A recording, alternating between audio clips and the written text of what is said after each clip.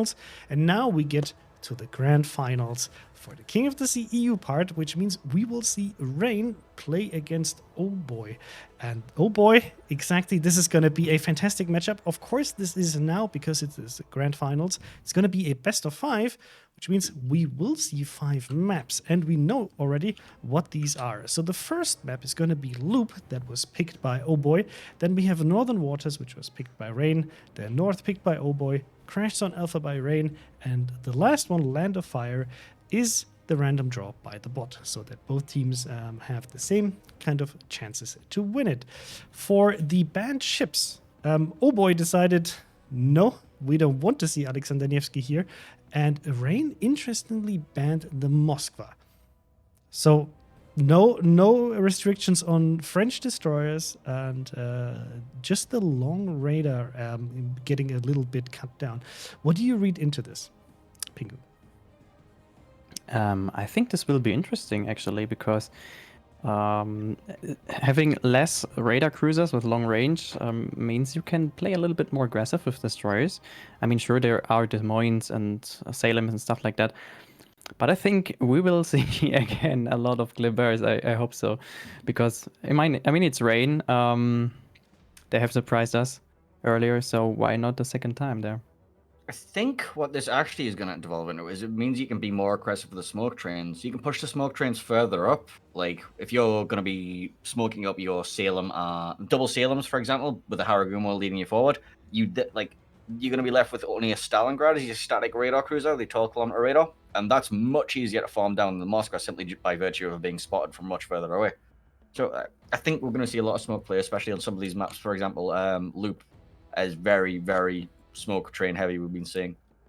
I mean, we saw Rain play on Loop, right, and getting actually like their asses handed to themselves by Shaft with a really, really interesting play on the 9-10 line. Do you think, like, this is for me, I would sometimes just love to, like, right now sneak into the team's voice chats and just hear how they talk about this, because they're, of course, playing themselves, they're preparing, but they still, you know, if they're like, hey, Rain lost actually on Loop. Can we like, is this something we can kind of replicate? Is there any way we can kind of use similar strategies, or kind of see the mistakes that Rain made and use it against them? Do you think this is still happening, like that close to the next match, or are they just so confident in their own strategies that they don't really need it? I mean, they had time to watch the matches, right? Yeah, but they had a Rain are downtime. the spawn this time. Rain are on the northern spawn instead of the southern spawn, so it's a slightly different strategy anyway. That's true. So why not? Yeah, for me, just interesting point. Like, how do these teams prepare? Because on the one hand, you should be so confident in your own setups, right? That you say, okay, we kind of know all of the different potential strategies the enemy teams can field, and we kind of have our own game plan, and you wouldn't just change it straight up because you saw what the enemy team did once on this map. But on the other hand, it's always good intel to know, right? And especially if your enemy actually lost that map, whether you can use it for yourselves. Yeah, so Loop, as we said before, is usually a map that in the first few minutes might be played a little bit more defensively, depending on how aggressive the teams are with the caps. They usually push some ships into the caps due to the islands that we have, right? Painter, we've talked about this before in terms of ships. Do you expect anything different in terms of like ship choices? We saw earlier today with like very tanky battleships like a Kremlin being able to go into the cap supported by like kind of like a kiting conqueror, or do you think they're bringing something entirely different? I think the last time we saw this map, the Klebears were banned, so I think we might see slightly more Klebears just for the rush potential. Because usually you use the Klebears as the siege breaker, because I remember we're talking about how they had to use them also instead. So I expect to see at least a couple of Klebears just for getting those islands quickly and trying to seize some map control early game. Yeah, I think so as well. You rather choose a Kleber than a Marceau, especially on this map, because I don't know, you will have battles on further distances where the Kleber is way stronger than a Marceau, especially with the reload booster and the fast moving shells. But other than that, I think Daring is a good pick, again, because of the static gameplay that might happen when ships stick behind islands or near islands for single launcher torpedoes. Yeah, maybe a gearing here or there for the long-range torpedo sniping capability. I mean, even a Halland could be a pick on this map.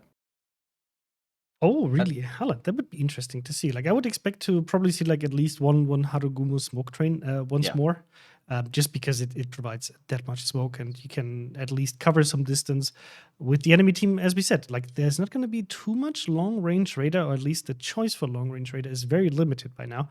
In terms of the teams can only bring now the Stalingrad to field a 12-kilometer radar. So, yeah, potentially we'll have to see. Do you think that not seeing the Kleber band means that OHBOY has absolutely no concern about that, or? Maybe. I think that means that they want to use it too, but I don't expect this. Well, Rain have been known to run the 4 Clevers in the past, so I think they just think they can counter it. I think they know what they're going to do to counter it if it comes to that. I think maybe we will see a Venezia again, together teamed up with another DD that can outspot Klebers. Yeah. Maybe with a battleship. I mean, we have seen this tactic against Rain, I think, against the Kleber rush, Conqueror, Venezia, Shimakaze. But I know how you like or not like Shimakazes right now, Chrysanthos. It's just that I think the Shimakaze is a super specific pick. And the only time I've seen it work, at least in this King of the Sea, was when it was deployed by BanCV in exactly that fashion on Crash Zone Alpha, where they were trying to counter something that they knew is going to happen, right? They knew that, okay, the enemy team is very likely to bring a very French DD focused setup. How can we counter it? And then teaming up the Shimakaze with the Venezia, the Conqueror, to just say, hey, you bring your Kleber, we'll just smack it. To kind of have like a very, very precise counter to what the enemy team might bring.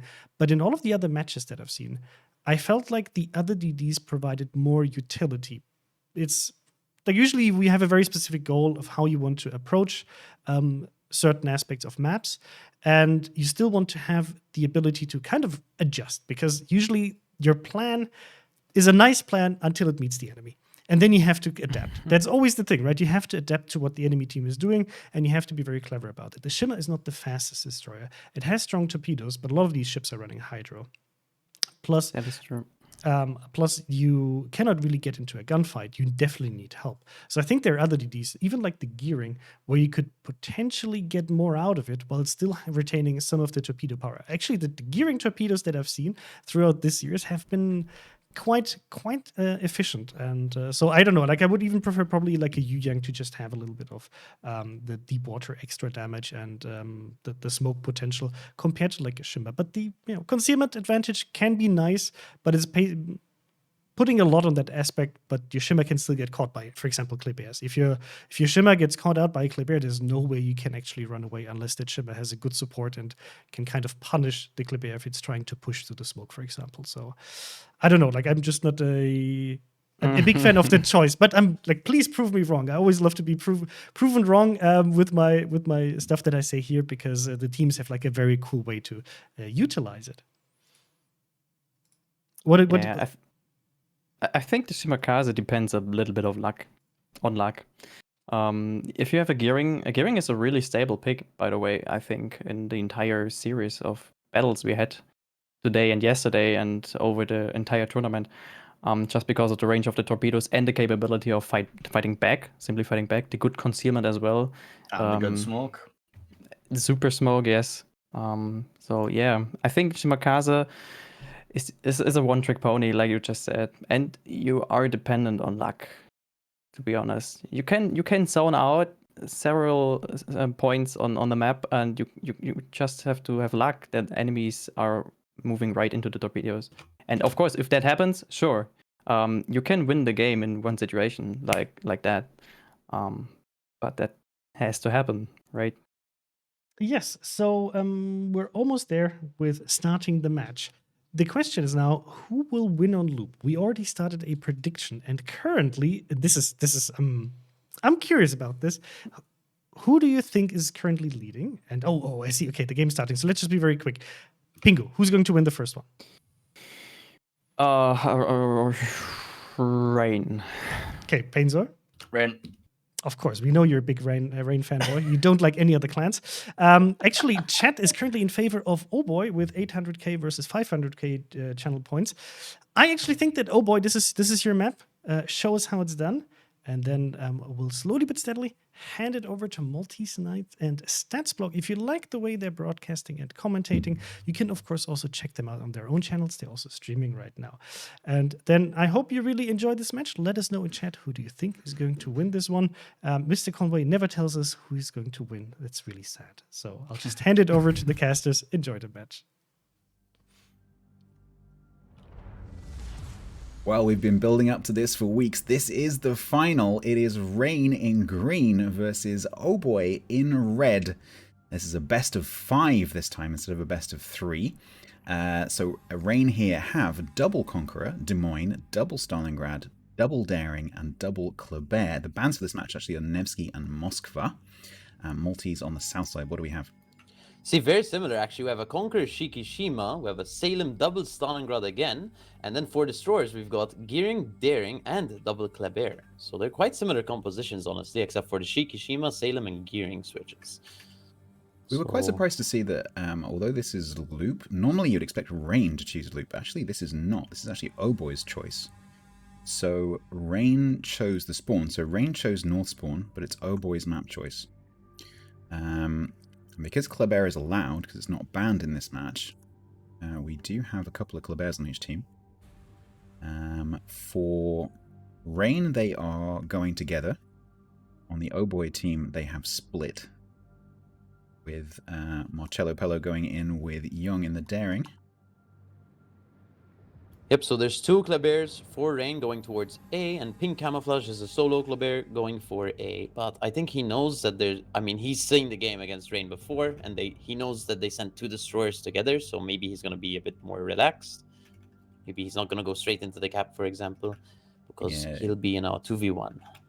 It's like both teams are pretty light on that side, so although, apart from that double single destroyer difference, you've got the Conquerors are pretty much mirroring each other. Both teams very light on that A side. Oh, okay. Looks like we're going to have a restart. So we'll be passing you back to the studio, I think, just to figure out what just happened. And we are back. Unfortunately, they have to restart the match. So the team will just go back into the training room, and it will probably take like 2 or 3 minutes for them to reassemble, and then we'll try this again. This sometimes can happen if there's an issue, for example, like a player disconnecting, then the teams have the option within the first 2 minutes, only within the first 2 minutes, to ask for a restart of the match, and then we'll just head back to the training room to make sure that both teams play with, full teams in case there was an issue. It's just fair play, and always nice to see that all of the teams agree to it, that shit happens, and we will just try a restart. So let's bring back Painzor and Conway. And Conway. I just feel the need to remind people I am also here on occasion, even though I'm leaving, the limelight to the people who deserve it. I'm in the background. You deserve it, Conway. Doing an amazing job. I'm going to jinx it now. There were no audio issues, no but problems. I had your microphone everything. muted. Up Okay, until then, 5 seconds. It was 5 seconds. It's better than last time with 5 minutes. God, that was the worst. I don't know That if was you really remember the this worst, chat, yeah. right? But I think there Muffin, was muffin, external muffin. guests and everything, and 5 minutes of complete quiet. Yes. Silence. This is sometimes the issue that catches you with tournament broadcasts, because we're running a delay. Although I'm considering strongly whether or not we should mix it up in future and just send StatsBlock into the future for us. Is this where we should talk with our mouths and just not actually say anything and just go? Thank you, Penzo. Yes, but no. I mean, we could feasibly send StatsBlock into the future with the game, and then capture it from the past. Time travel. Do you have a time? I knew Wargaming were a multi-billion-dollar company. I didn't realize I had invented time travel yet. But Look, first we built the cloning machine to have these two, and now we kind of advanced to time travel. I'm just saying, we should consider it. It's worth the potential paradoxes that. Is that on the moon base or? No, Mars. We worked with Elon. Elon, decided, hey, what? Moon is too close, very easy to take out. Let's go to Mars. In case something goes wrong, it needs to have enough distance. But I'm really excited to see this game. Good looking lineups, and obviously both these teams are extremely good at what they do. So interesting.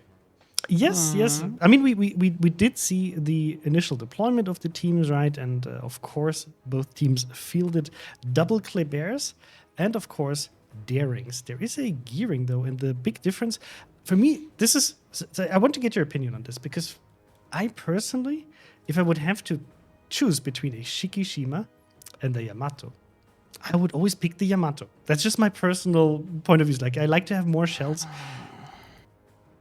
What's the benefit of having the Shiki? It makes good boom noises. It goes boom. Yeah. The like, noise While the is Kleber goes Sound effects brrrr. are better. it's- But you don't take ships for sound effects in this. At I least mean, in for finals. Shikishima, you do. The slightly better capability of sniping, because it's a little bit more accurate, the Shikishima, than the Yamato, makes it a good call. The punch is incredible because of the caliber, and if you hit a citadel, it really makes boom. I think for sniping capabilities, the Shikishima is as good as the Yamato. It's personal preference, I guess, in the end.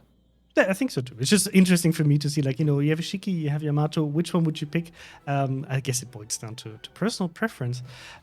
We did see the Stalingrads now being used since both Moskva and Nevsky being banned. So exactly what we kind of predicted. Limited choices for radars, so they're picking this. But otherwise, the big difference with Rain actually fielding a double Des Moines versus OHBOY, going for an additional destroyer but with a gearing and only fielding a Salem. Okay, and we are loading into the battle. Ah. Hopefully this time we'll be able to continue. Let's see if everything looks good. I hope so. Look, So so Mr. Combi, since you didn't give us Yes, I your know. prediction, I know you. What were do gonna you make. I also think Rain is going to take this. But I expect there to be quite some contention over who actually takes the series. So what do you want to say? Extreme. Extreme. Absolutely. No, Conway, you don't get away with this. So who's going to take this? OHBOY or Rain? This Say game? something. Yes? I said Rain. Ah, okay. I didn't. I that's just how you thought, listen I to thought me, it's just like, oh, it's too close. But anyway, so today I get to make the handover. So without further ado, we're handing over to Statsblock and Maltese Knight. Have a great game. We'll see you on the other side. Bye-bye. Okay, let's try that again. We did have a restart, so on a restart, the lineups can't change. Obviously, the teams are free to adapt their tactics, but they cannot change the ships that they brought.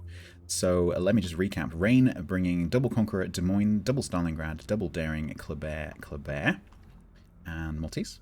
In similar format, the enemy team is bringing a Conqueror Shikishima, Salem double Stalingrad, and a Gearing, Daring double Kleber. So very similar ship picks.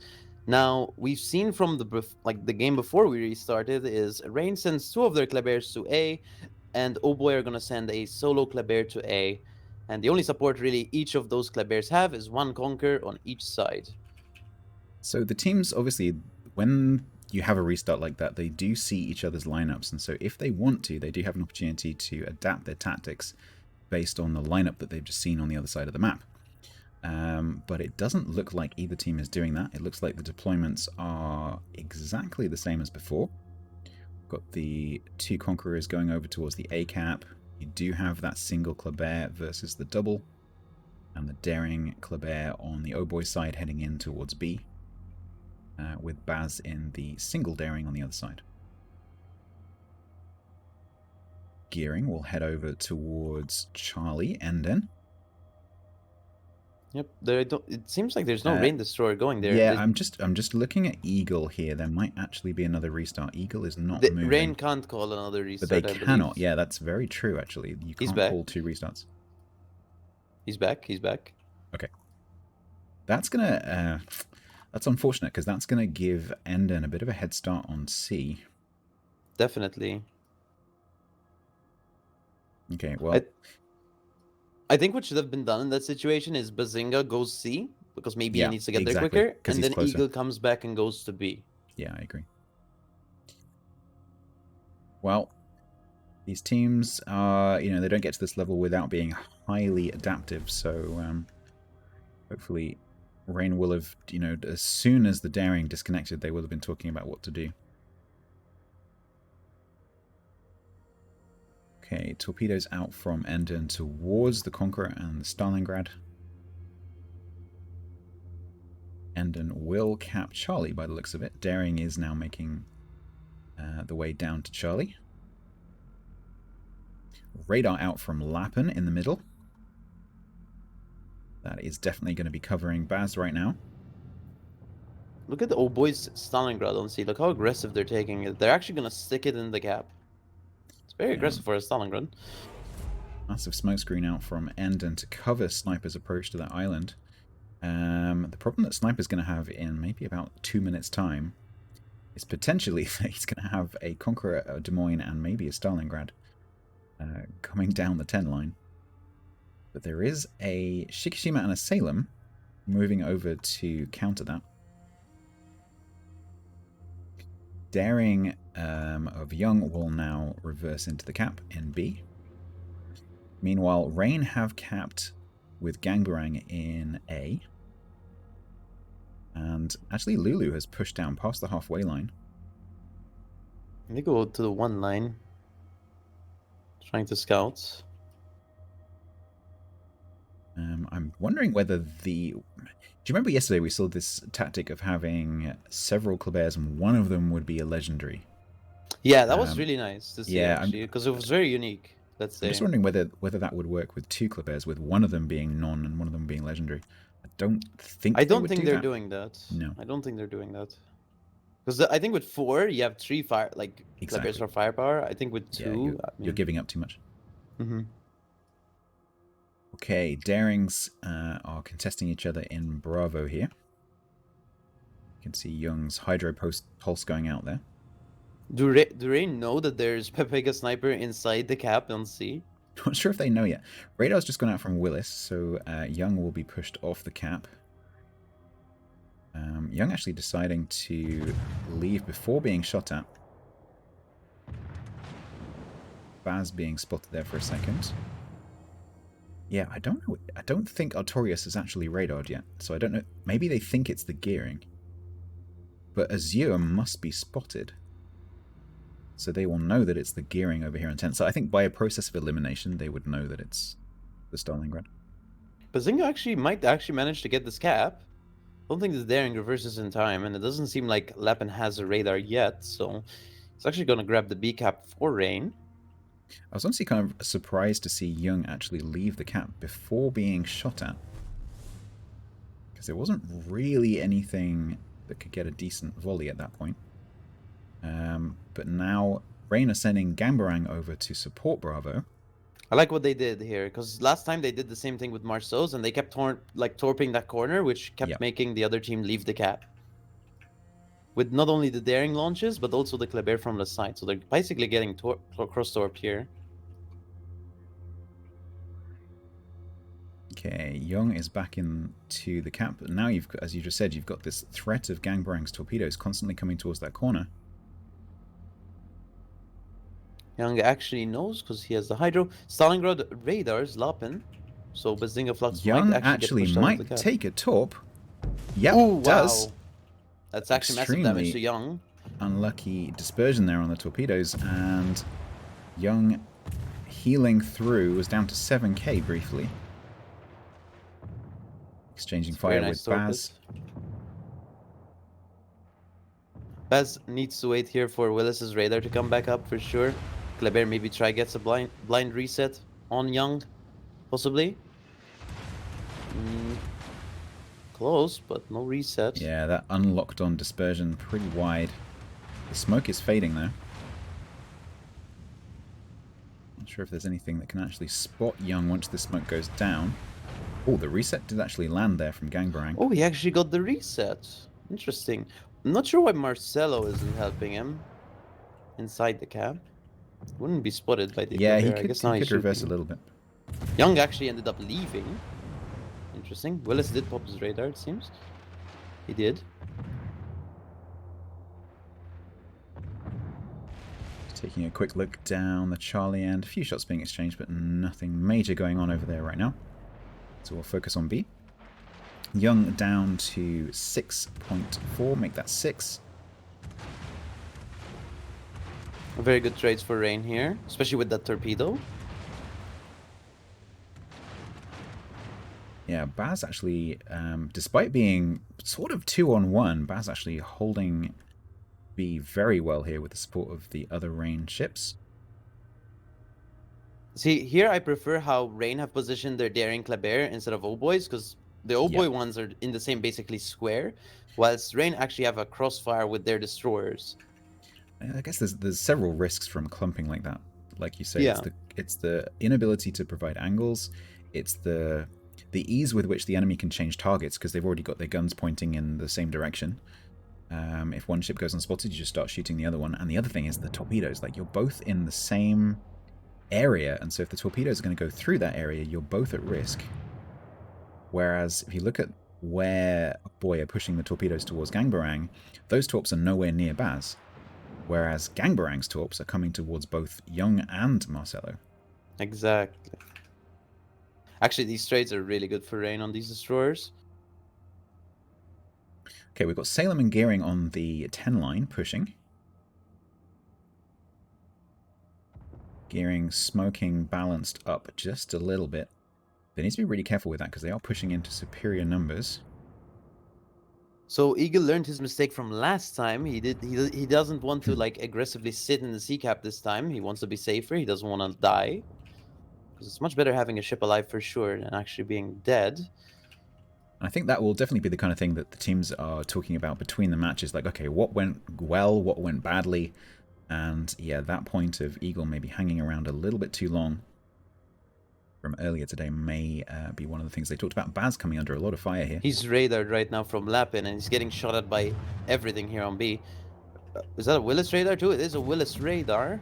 Let's see if maybe Gangbarang has shots out on Daring. He does. Yeah, there's also torpedoes. He's actually pushing Young into those. No, the torps don't have range, but the shells are still coming. 12. 1200, nope, he's still spotted, right? Bazinga, 600 HP. 600. And Kill. Young goes down. Massive win there on B from Rain. Because Marcello is on his own now and pretty low on health. No heal on a Kleber. Rain very dominant over on the A side. Pink Camouflage really able to do very much, just trading with Lulu. See, that's the nice thing. So they sent those two Klebers into A, got it really quickly. Pink Camouflage was like, okay, I can't go in then, there's two. And then they rotated out Gangbarang. And I mean, he can't really push in either way if they have the cap. So you basically get the early cap ticks, and you keep that cap. Which is really nice for them. So if you're OHBOY right now, things are not looking too good, but they do need to do Not something. at all. So basically, I think they're kind of hoping for these B9 kills up here. The Dastard, the Artorius, possibly. Dastard might need the torp here. This is the typical Rain tactic here of kiting away and trying to get the people chasing you to overextend, waste time, get out of position. And sure. We've seen that work several times, but it didn't work earlier. So Rain in a much better position on this map. Dastard actually got back up to 34k with the heal.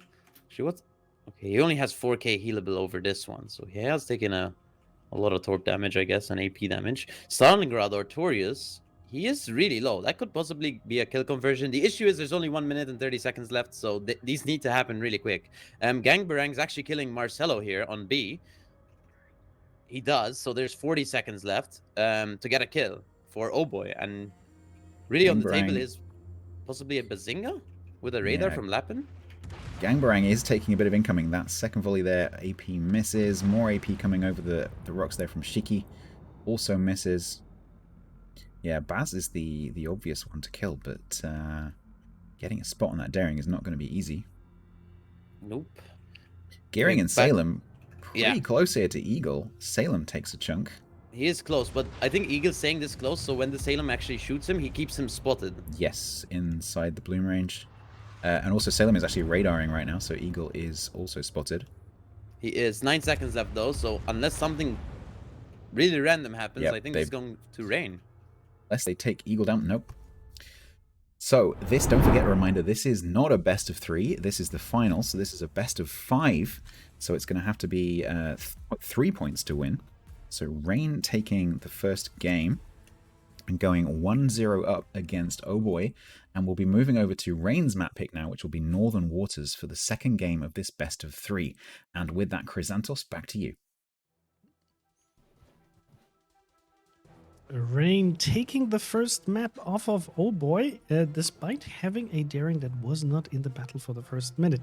So congratulations to Rain, and let's discuss how they actually managed to turn the map control into a win with Painter and Pingu. What was it? So, So guys, daring?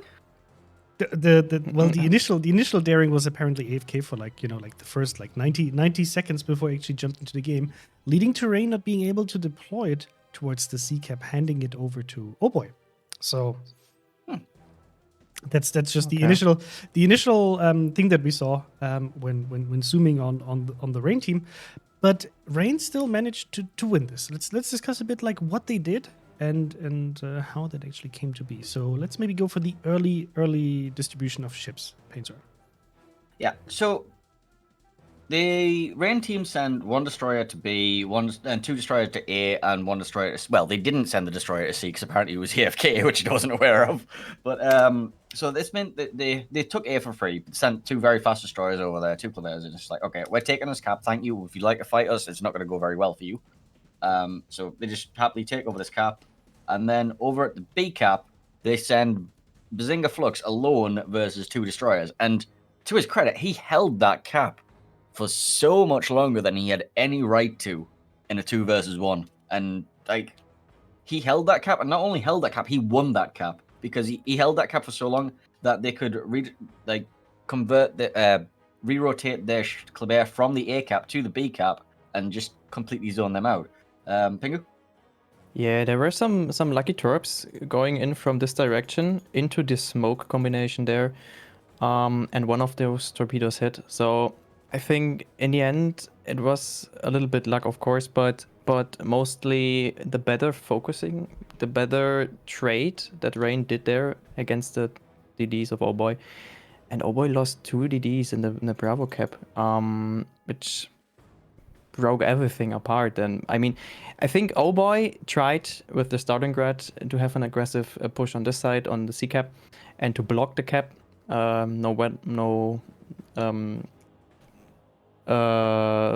Jetzt habe ich gerade keine Wörter mehr. I have no words. The thing is... That's when the German kicks in. It's like my brain is blank. Let me revert to my home language. My English blacked out there for a moment. No matter what happens on this side, they want to keep the cap. But the thing is, they lost 2 DDs on the Bravo cap, and I think they wanted to have the Bravo cap and to block it as well, so they have the cap advantage and the point advantage and point lead. The gearing on the right side did a really great job at zoning everything out there with its torpedoes. Hit several times the Conqueror on this side. They almost got the Conqueror killed, then it healed up. They almost got the Stalingrad killed, but they were not able to get a cap, right? And then with 2 caps and disadvantage, Rain just got the points, and with 2 ships that have been dead, there's no way to get back. Yeah, I do think that Rain kind of turned the map control into the win, because at the end of the match, OHBOY actually had a 70k HP advantage despite having a DD extra, right? So that means they actually started off with an HP disadvantage. So they dealt good HP damage, but they were losing with over 340k HP. And they should have, at least in my opinion, they should have used that HP to be able to come back into this game. They were kind of too passive in the beginning to be able to contest what's happening on A and B. They got the Stalingrad in C, which is nice. They get to hold it. But then they spent the time trying to win it in terms of ship fights instead of taking the B cap back. I think they just expected to have a better grip on the B cap and being able to just deploy 2 DDs there. We should take it, and not really being too prepared against what Rain was already doing in the match that we saw against Shaft, with deploying 1 DD here to kind of launch torpedoes onto the southern part of the B cap, and also just being able to punish if the Stalingrad will catch anything with radar, to just shoot it down, and then it's just a matter of time until you might actually convert one of these radars into a kill. So very well played by Rain. I think that was a very strong performance, and this was actually the pick of OHBOY. Looking at the next map, which is going to be Northern Waters, that is actually Rain's pick. And we saw Rain play yesterday. Mr. Conway can actually put up the next map. We saw Rain play yesterday against Snack with a very, very decisive win on that map by pushing up the Des Moines very, very early on the one line. And with combined firepower, taking out a Destroyer and a Des Moines very early on. I just have a little fun fact that was shared with us from one of the Rain members. Apparently, Rain and OHBOY trained a lot together. It's actually the team that Rain trained the most games against. So that's interesting to know. So just for the background, of course, these teams are not just playing clan battles. They also, of course, want to be prepared for specific maps. So they invite other clans, say like, hey, you know what, let's train together and figure out what strategies work best. And that kind of gives, of course, if you have these two teams playing against each other very often, a lot of experience, but also a lot of insights into how the enemy team is playing, how they're reacting, and what kind of counter strategies they might have for certain things.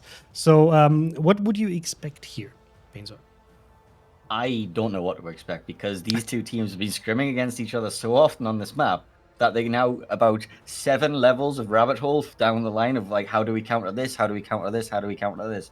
Normally, I would expect to see the A-line push with a fast ED to get there first, followed by one of your radar cruisers. But now I'm scared that they're going to be like, right, you know what? Actually, what we're going to do is we're going to send something on the inside of A just to catch the thing that's going to be catching the thing that's going to be catching the thing that's going to be catching the thing. And just like, we're so many levels deep here that it's really hard to predict what's going to actually happen. They're the mind games, absolutely mind games. But that's exactly like what you need to do, right? You need to kind of anticipate what is the enemy team going to bring. Or do you just say, like, you know what, we'll bring a setup that will work against either of these cases? What do you think, Pingu? I mean, last time we've seen this match on this map, there were no radar cruisers in the middle on the islands on Bravo, which led to a double Des Moines and gearing, I guess it was, smoke train just moving upwards on the sea cap, which could have been countered by the radar of the radar cruiser in the middle, but there was no one. So, I don't know, maybe we will see something aggressive like that again. It depends on the deployment of the ships in the end, and I have no clue what they will do. To be honest. Which is a great sign. Which is a great sign that we don't really know what these teams are going to be bringing. And just as a reminder, the Petropavlovsk is banned globally for this entire tournament because this is what the teams decided who are participating here. The other two banned ships that both of these teams actually banned is the Alexander Nevsky and the Moskva. So long-range raiders, if they want to have it just as before, they need to bring a Stalingrad. Otherwise, they have to rely on other ships, like, for example, Des Moines, to provide the radar. Or maybe potentially a Minotaur. Rain knows how to play the Minotaur. We have seen them in a lot of tournaments bringing the Minotaur in a very successful fashion. But it's, of course, always a dangerous thing to bring because it goes poof very quickly. Looking at the predictions that we have up here, chat, you seem to be now heavily in favor of Rain against OHBOY, completely the opposite of what we've seen for the first match. Now we see 400,000 points versus 90,000 points for OHBOY. So what is your estimation here, Paintsor? Is OHBOY going to have a good counter strategy for Rain's own map? I expect so. Like, this is a map that people will have probably several sets of strategies prepared for. And you have to think how many times this map's been played by these teams. They're going to have to change it up a bit because they know exactly what the other team's going to be running. There's going to be so many counter strats. So very interested to see what unique strategies are going to be brought. What did you, Pingu? It is hard to tell. Actually, I'm more on the side of Rain right now, because it was such a good strategy in the first map we've seen. But I hope OHBOY come back, of course. Just okay. because So now tell me, who's going to take this, Pingu? It's OHBOY. Paintsor? Rain. Okay, and my personal pick, I think OHBOY will actually claw their way back into this tournament.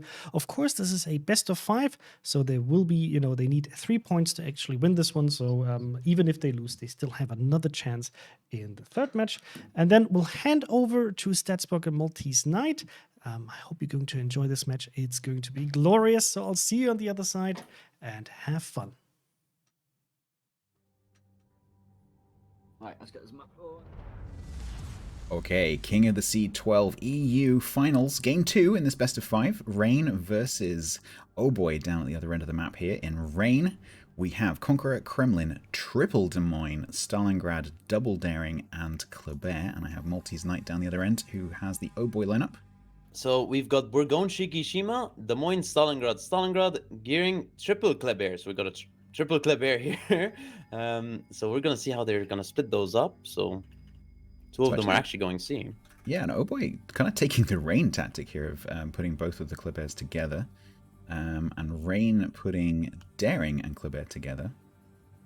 Eagle and Gangbarang heading over towards Alpha. It looks like initially, at least, neither team is paying attention to B, although I suspect Eagle may eventually end up there. We've got, as usual, Artorias in the Des Moines heading over the top of A. Probably will either head over towards the 1 line or head in towards the cap. On the OHBOY side, we've got Stalingrad and Des Moines. That double radar. Yeah, and so once again, we saw this yesterday. You see this gearing smoke across this gap just to make sure these cruisers don't get spotted broadside when they cross this gap. Especially that Stalingrad with the 14-kilometer detection for sure. Artorias might actually be the Des Moines who's going to make the run to the 1-line rock, so it might be interesting. That is so risky. I've had to do this in clan battles a few times on this map where you have to try and get to this island, and it is super dangerous. So we'll be watching that with interest. On the seaside, we've got Max is already capping there in the Kleber. This sheep just going across the top of the cap. He is slower to the cap. Azir taking what I think was a blind shot there against Max. Just trying to guess where that destroyer is. Gangbarang versus Marcelo here on A flank in a 1v1. Daster trying to assist. Dispersion says no.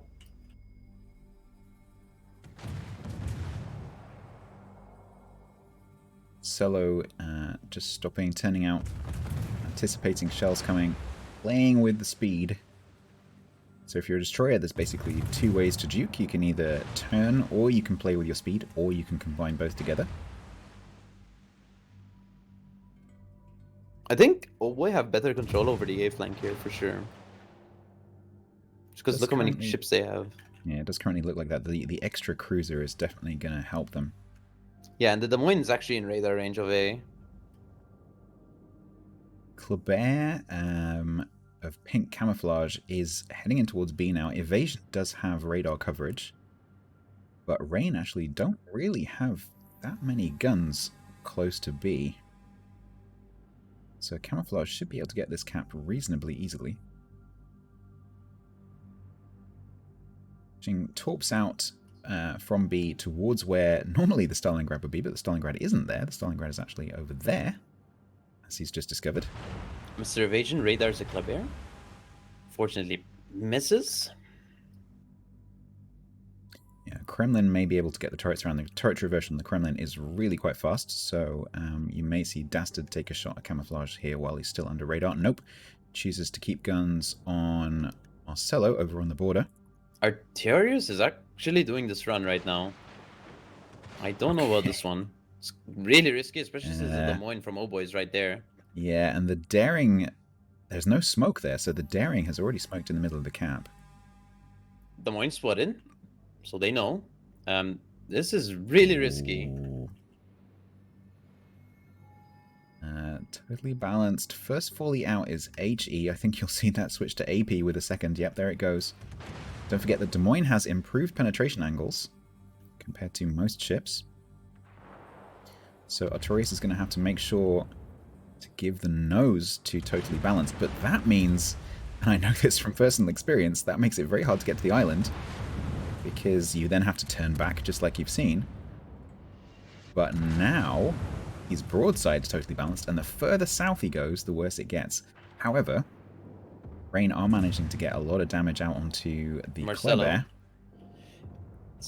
I mean, this might still result in a kill because there's a Shikishima at like 12. And the torpedoes should just about squeak past his rear end. Oh, actually stopping just short. No way he makes it though. There's Shiki shells in the air, I think. Or is that Was that Stalingrad? Stalin? Okay, a little bit long. Okay. That's almost an entire Des Moines lost to get to that island. Ooh, It is running a Des Moines fire. loss. That's a fire. He's dead. Triple fire. Dead. Not worth it, in my opinion. That was not worth it at all. They did manage to get Marcello down to 2-5, which does significantly reduce the effectiveness of this destroyer, but to lose a Des Moines to do that, I'm not sure that was worth it. So, yeah, risky start there from Rain. And the cap's looking quite red right now. Yeah, triple cap basically. Tai Chip is trying to control the C cap here. I think he's going to be able to take it shortly. Rain do need to start doing something though. They can't let them have too many points. So Sheep will take Charlie by the looks of it. And so the thing is, like, if you are Rain right now, Sheep has just capped Charlie. You'd think, okay, well, send this daring over towards B. But then that just means that Max is just going to retake Charlie.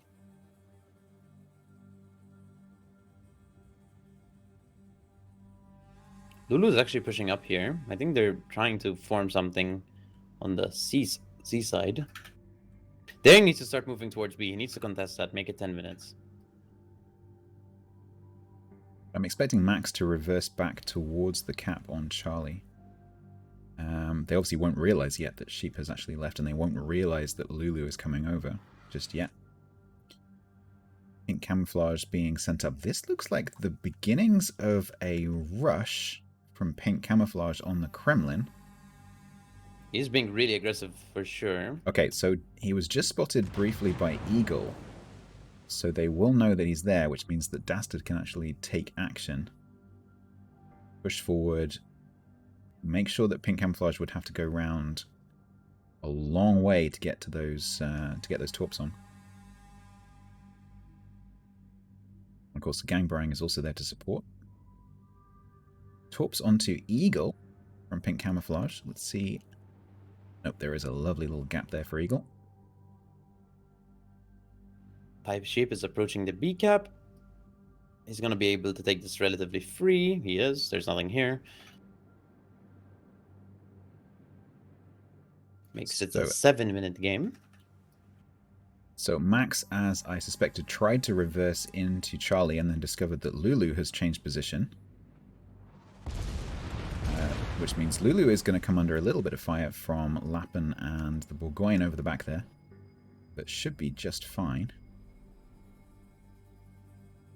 Which means shortly Rain will hold 2 caps.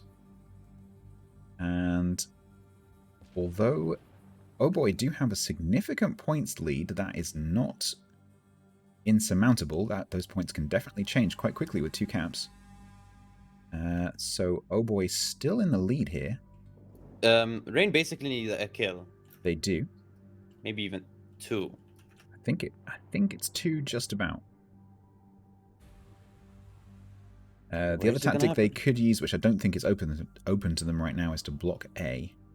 But I don't think they can do that. There. Torp shot from gearing on Dastard, so Dastard cannot reverse anymore. Okay, so Rain have set up the map for that points income, but they do need this kill. So let's have a look. What do we think the move is? Martello has very sensibly moved off on low health there. We've got everything else is pretty healthy. You've got the gearing pretty much full health, the Des Moines full health, the Shikishima Bowen. Yeah, Conquer Shiki, Malimu maybe. Could farm him out. Shiki's got torps coming in. I think Rain will be starting to move ships into position to get shots Shiki onto Eternal Rain. Yep. That HE from Conqueror is going to start adding up pretty quickly. AP return fire from the Shikishima onto the more or less broadside Malamu. See how this does. Oh, little pen there. Oh my god, this conquer damage with HE. Damage gone here. Okay. Which means any fire set from now on are permas. Malimu is back healing back up. Very With- cool conquer heal. With OHBOY having the points lead, I'm honestly kind of surprised that the Shikishima keeps firing. Yeah, let's see. Is the Kleber close enough to spot him? No. Oh, no, but the Daring spotting him from mid. Oh, okay, yeah. Perma fire. Eternal is the kill opportunity here. If they can actually secure him, it might be enough. Let's see. So 60 and 40. Just waiting for Malamu's return fire. Here it comes. Radar out from the Stalingrad from OHBOY. Let's see what this HE does from the Conqueror. Oh, No, he misses. actually, Titan just manages to move forward there and miss that. Honestly, Eagle here, the Des Moines is pushed so far off, totally balanced. He quite possibly could contest, maybe? Or is it too risky? I mean, he's 12 kilometers away, but he might be trying to do that soon. Oh, Die Sheep is getting focused here by the Klebers. Marcelo actually was spotted by the radar there, but actually not taking any damage, managing to hold on to those 2,500 hit points. Another fire in Eternal Titan. He's down to 10k, Ooh. but I don't think they're going to keep vision on him for too long, so he's actually going to be able to get behind the rock. He does the CP.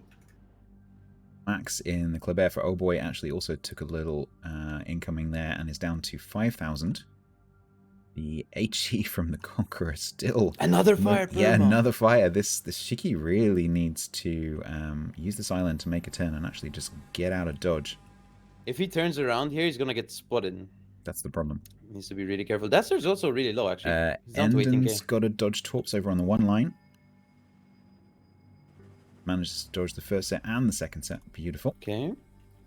Does the Des Moines? He does, I think. He's legendary. So Enden has come far enough up to actually get torpedoes past the end of the island where Dastard is sitting. And then the Des Moines also shooting Dastard. Dastard having to squeeze forward.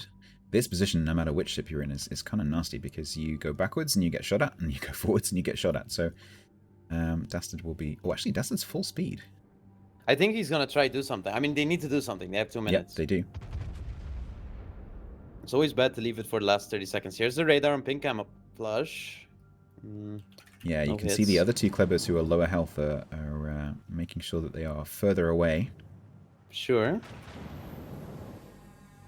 Shiki's trying to Shiki- cross map Lazur. Yep, Eternal there is- Titan's actually spotted, and the focus is on him. Kleber, Daring. 8. Everyone's shooting him. 4, 4k.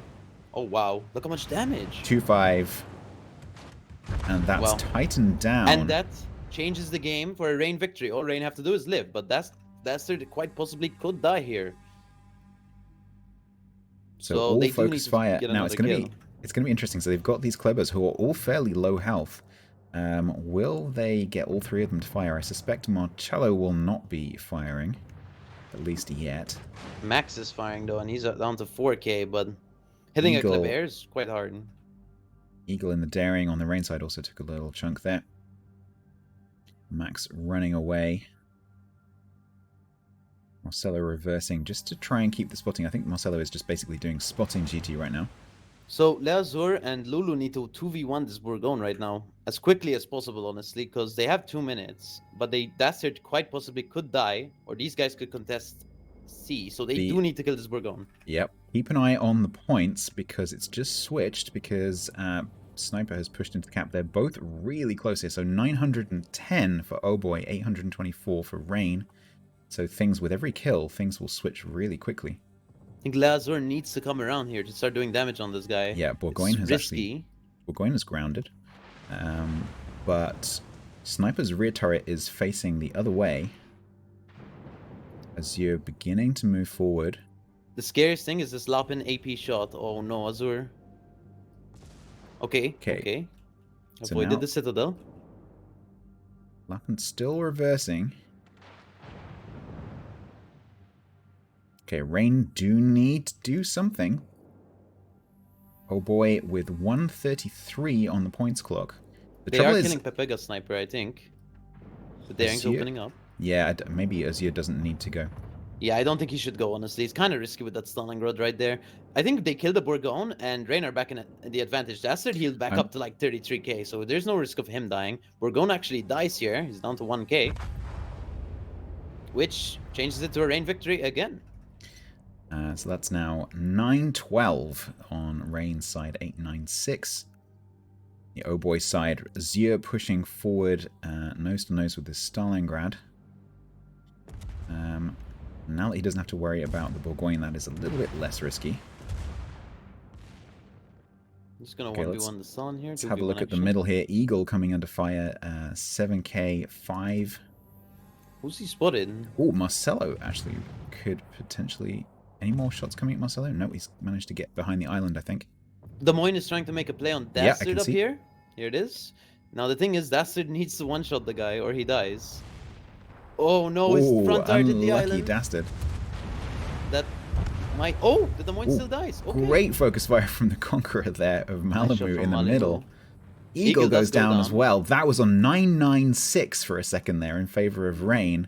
But the Stalingrad on the 9 line is actually getting focus fired by the two Des Moines, Lulu and Le Azur, and they might actually kill the Stalingrad really quickly here Yep. before anything happens. This will put it up to 986. And have a 2-cap tick, so they are going to win in 6 seconds as long as Dastard doesn't die. He's the lowest HP target. He's on 8k, and there's the game. Well, that was very, very changeable at the end there. When both teams get up to the high 800s, things can change backwards and forwards very quickly with each kill. But Rain managing to just cling on there to that win. And they go up 2-0 against OHBOY. So OHBOY have to win this next game of this best of 5 in order to stay in. Otherwise, they will be taking the second place. But both of these teams will be going through to the internationals. So to talk a bit more about this match, I'm going to pass back now to Chrysantos. What a fantastic match here by both teams. Wow. It was a really, really intense final part of the match. Initially a little bit slow, but then it all got heated up. So let's talk about it with Painter and Private Penguin. Whew, that was super close at the end. What do you think made the difference here, Pingu? I think the Bourgogne in the end should have pushed a little bit earlier together with the Stalingrad. I mean, it was interesting to see that like nobody wanted to get the B cap in the beginning.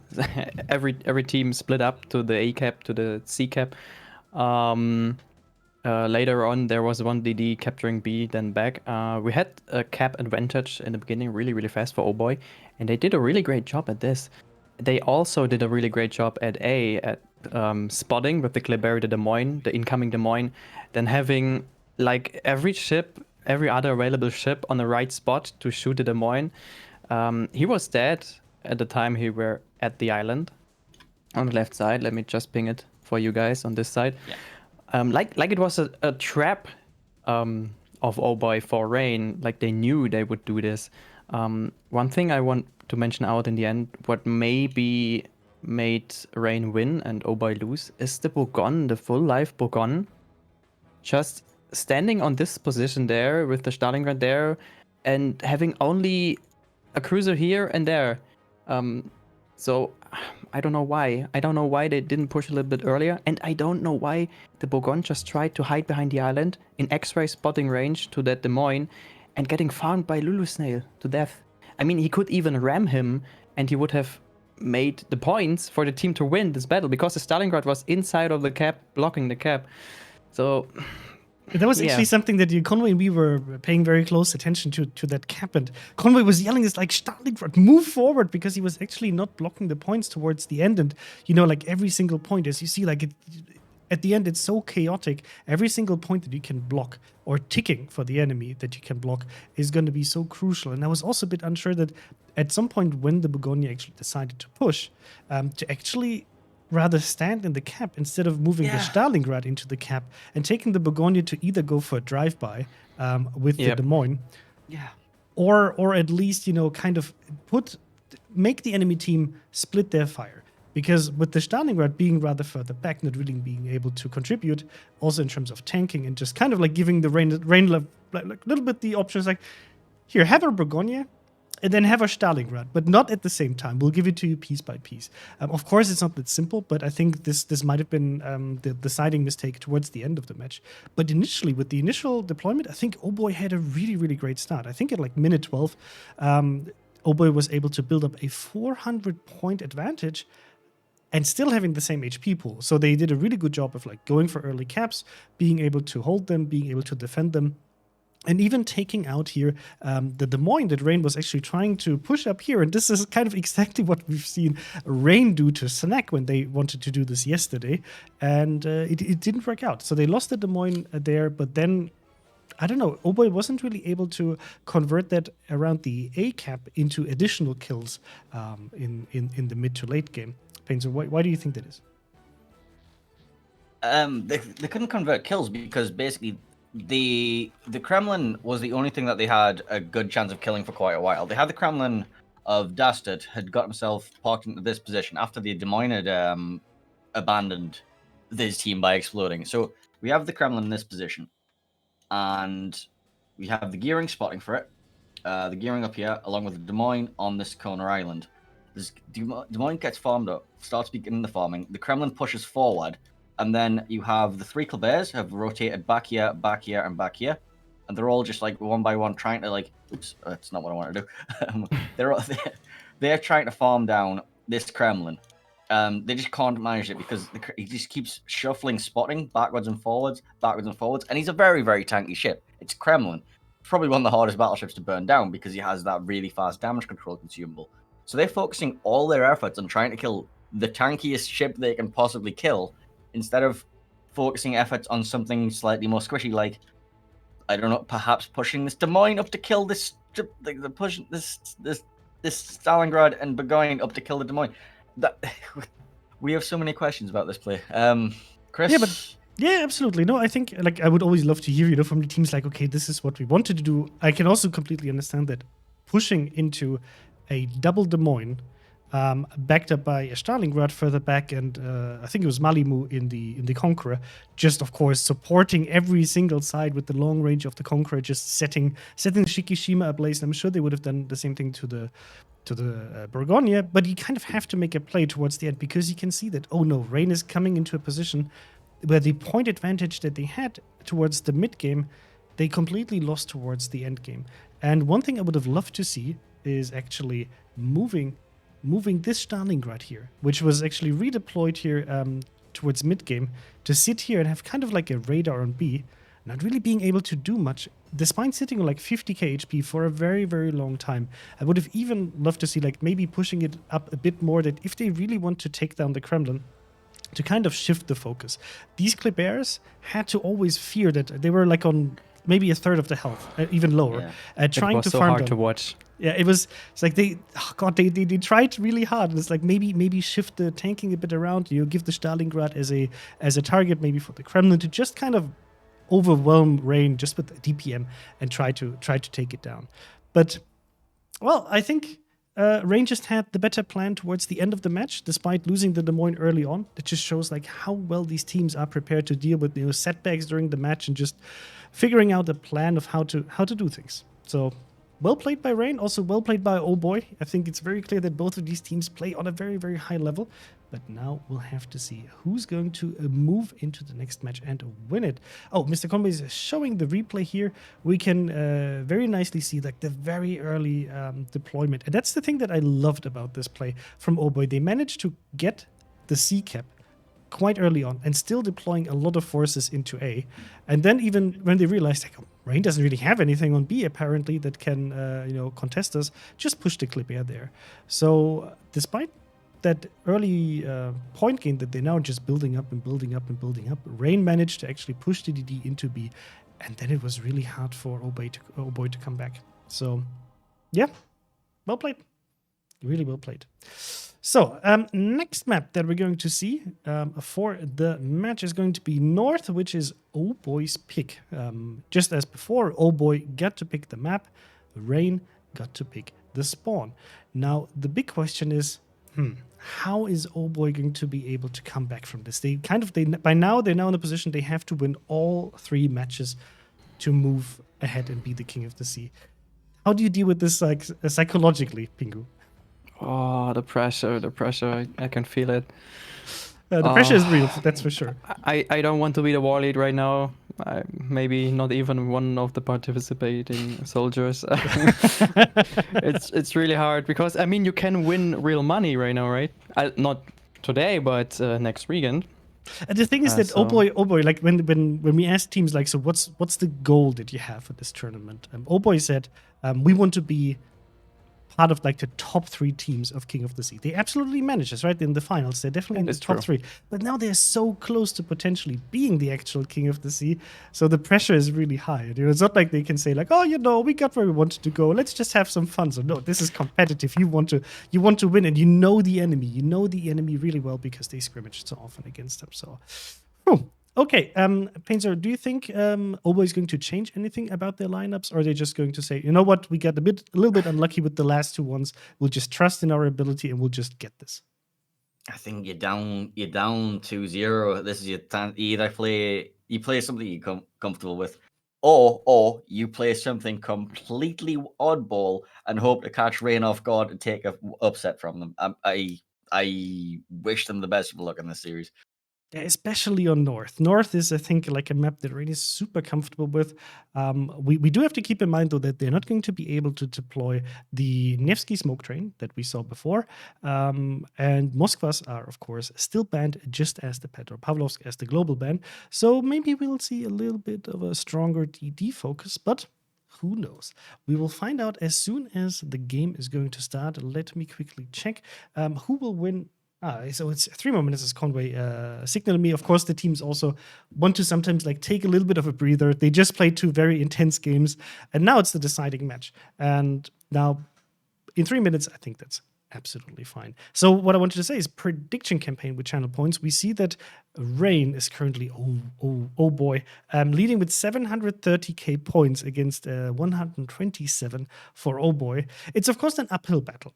But we're talking here about North, and I think OHBOY, they showed us it's 1 or 2 like mistakes less in the gameplay, and they could have taken Northern Waters in a pretty dominating fashion, I think. So maybe they will get it right now with North. Mr. Conway, Absolutely. if you maybe want to join us and give us your tip for the next one, is OHBOY going to come back, or is it going to be Rain?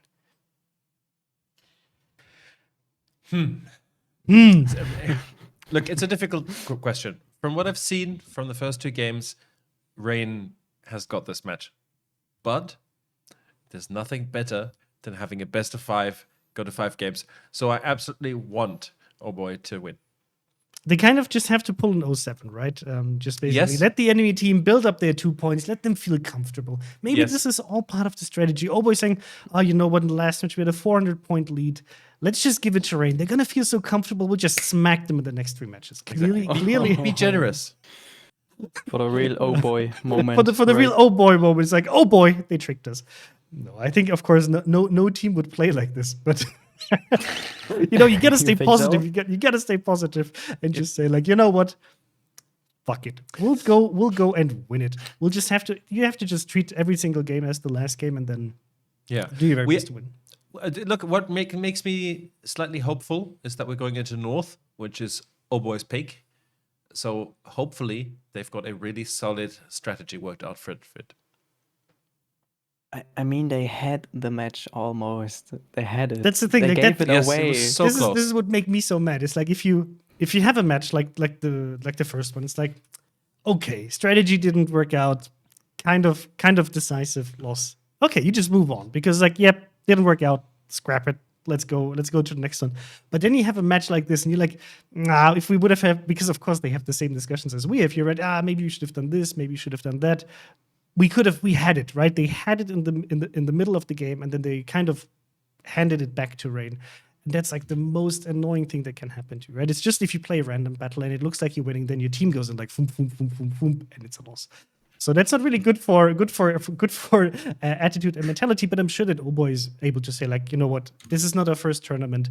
We never got this far, and now we'll just get the very best out of it and try to win it again. So yeah, I'm confident OHBOY is going to have a really good match here. And actually, I'm going to say OHBOY is going to take this one off of Rain. What about you, Conway? Yes, I agree. Oh boy, no, sorry. I'm trying to watch. I'm gonna leave you guys again. There's a reason why I'm not here, right? I'll see you after this match. We'll just get Mr. Conway's hair in. He was already in chat. So countdown has started. Countdown has started. Perfect. Okay, so Painzor, what's your pick? I want to see it go to best of 5. I want to see all 5 games. So I'm hoping for like 2 games for OHBOY, but then I want Rain to win at the end. So that's okay. So that's the polite way of saying I want Rain to win, but not that quickly. Yeah, pretty much. Okay, Pinky, what's your pick? I say OHBOY just shouted us. They can do this, so I go for OHBOY this time again. Okay, perfect. So, chat, let us know, who do you think is going to win? Is OHBOY able to come back from this? We will see now. We're going to be handing over to Maltese Knight and Stats Blog. We hope you enjoyed the broadcast so far. You can also let us know in chat how much you liked it. But then we're going to hand over now. Enjoy the match, potentially the last one. See you on the other side. Well, welcome back to the third game of this best of 5 series, the finals of EU for COTS 12. We've got OHBOY in green. This is actually OHBOY's map pick, north, which means Rain chose the south spawn.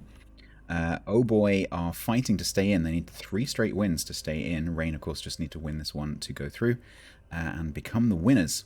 It looks like we might have a restart here. There is some team damage going on, which means that someone has disconnected probably, and so they will be calling a restart. We can't tell right now which team called the restart. It had to be OHBOY, I think, because Rain already did the restart game 1. I think so. Yep, okay. So we'll be passing back to the studio, where hopefully we can get this turned around and started again pretty quickly. Still in the game scene. There we go. Oh boy, there was apparently internal clan drama with YBOY and OHBOY. YBOY sinking in OHBOY ship. What happened? Let's find out. No, of course, there was a training room restart happening, so the teams are just getting ready again. If you see something like this happening, as Stats Bloke said, apparently some disconnect or something else going on, so the teams are just going for a restart, just as we had before. So give us like 2 or 3 minutes to bring the teams back in, all of the spectators, and then we'll have the third match. So, did anyone... So, the thing is that, quickly, I didn't get a peek on the ship lineups. Did you guys see? Oh, perfect, Painter. So tell us. There was a Plymouth in there. So I haven't seen a Plymouth all tournament, but there's going to be a Plymouth. I really am interested to see where you position this, because I have not seen one all tournament. I really want to see what they're doing with it. Why would you bring a Plymouth? I'm also excited about the Plymouth, to be perfectly honest. Can I just say, I because obviously you don't know how this looks in the back end, right? But we still have the Stats Blog feed there, right? And Stats Blog holding up his tiny little sign, literally like this big, like with both hands, that says restart on it. That's a signal. Just amazing. Bring him in. Yeah, but I'm really curious about that Plymouth pick. What? Yes, why? I mean, it does give you a lot of utility, right? It comes with a surveillance radar, it comes with smoke, comes with hydro. It does heal. But usually I would rather expect a Minotaur with the DPM to actually enter there. So what do you read into this? It's such a unique pick that I've never seen anyone position it. Like, I'm assuming you're going to put this over on the air cap as some sort of, like, you know, usually you run the destroyer and the cruiser together with the smoke and the radar combo. But if you just bring one ship to do it for you, then, you know, you can probably make some sort of concerted effort on the other side that you're not putting on. Like, you know, like have one ship doing 2 jobs. Problem is, if you have one ship doing 2 jobs, it might get overwhelmed. So I'm very curious to see what they do with it. Yes, I mean, it has the same issue as the Minotaur, right? It's super squishy. So if you manage to catch it just by radar and you have good focus fire, it's going to be in big trouble. Pingu, what do you think about this pick? I personally don't like the Plymouth that much. I didn't play her super often, so I think it's a good all-rounder ship maybe, but that's it.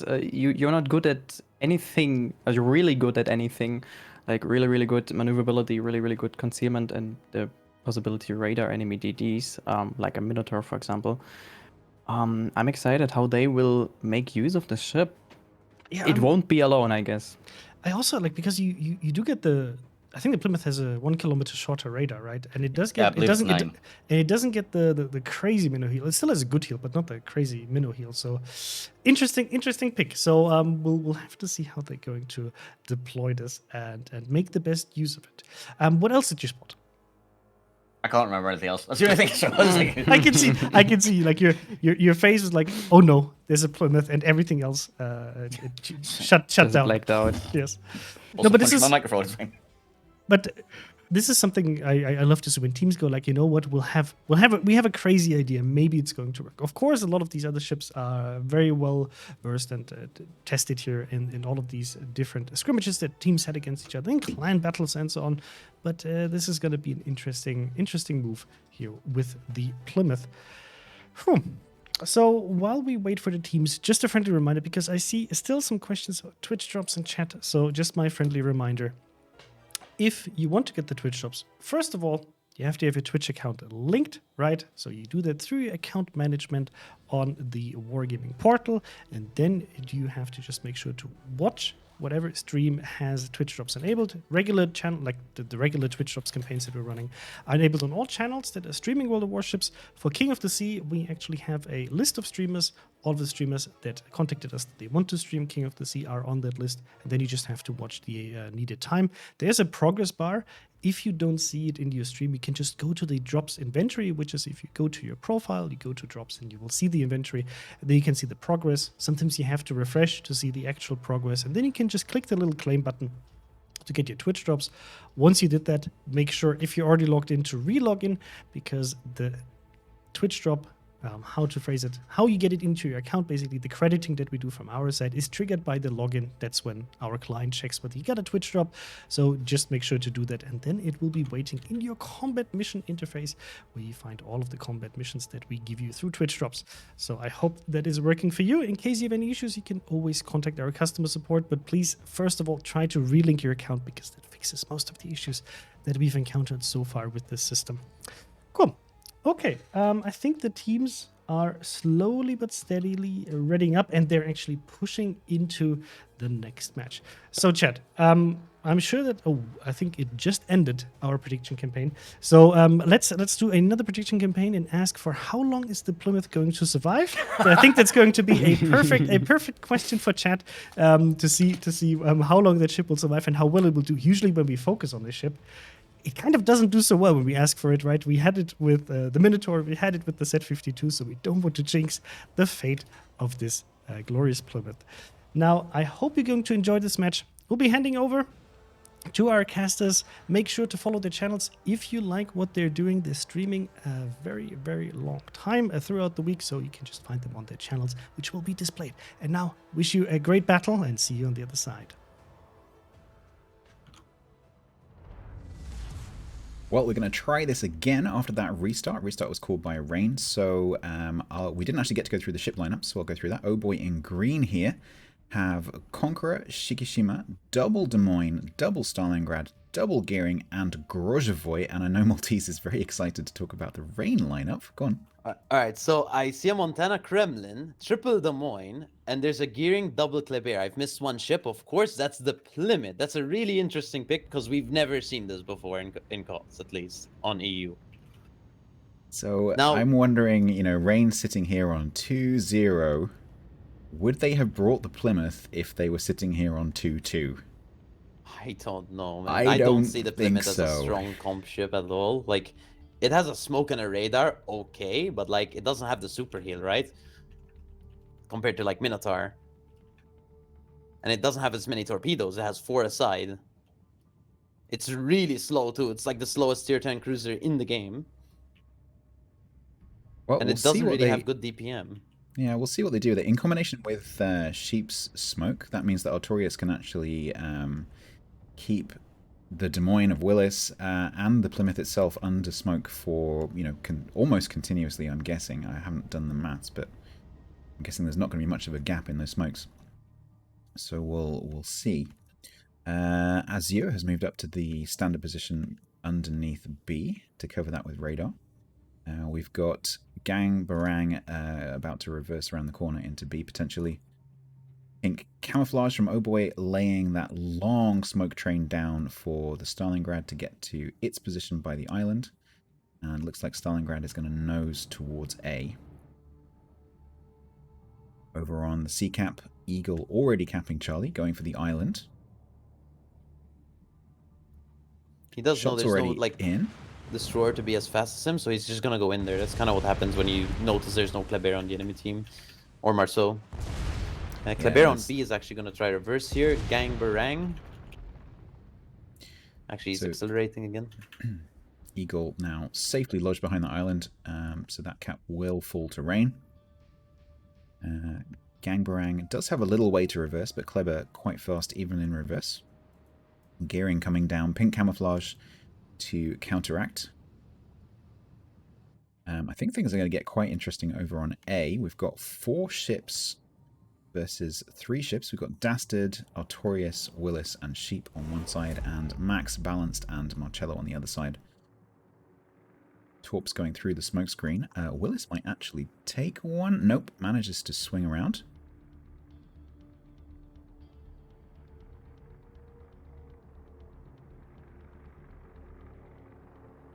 Oh, also something to keep in mind about Plymouth, it only has a 9-kilometer radar range. Yes, over 10. exactly. So it does get the benefit of being able to mount smoke and radar, unlike a Minotaur, but to compensate for that, the radar is shorter range, that is true.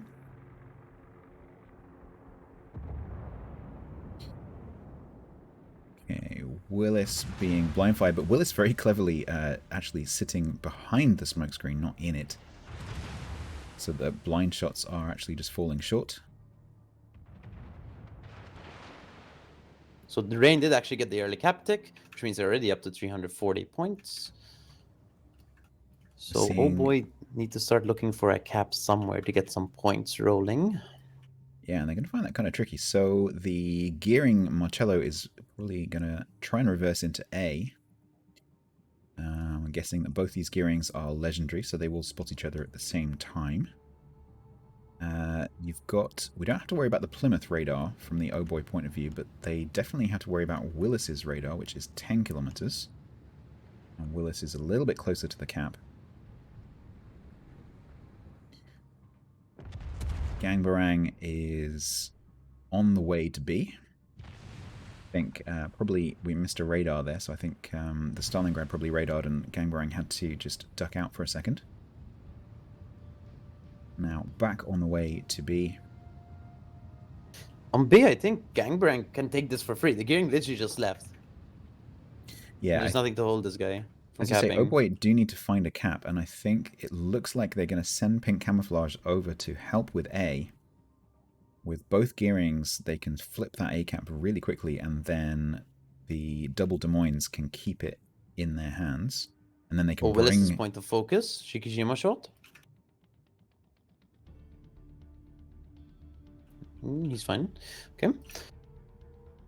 Now, see, this is something we've seen before, in where Rain will basically dominate C-side, and they'll leave A, so they'll just fortify BC. But the thing is, this time, OHBOY, unlike Shaft, actually kept chips on the C side just in case, you know, Rain start moving in.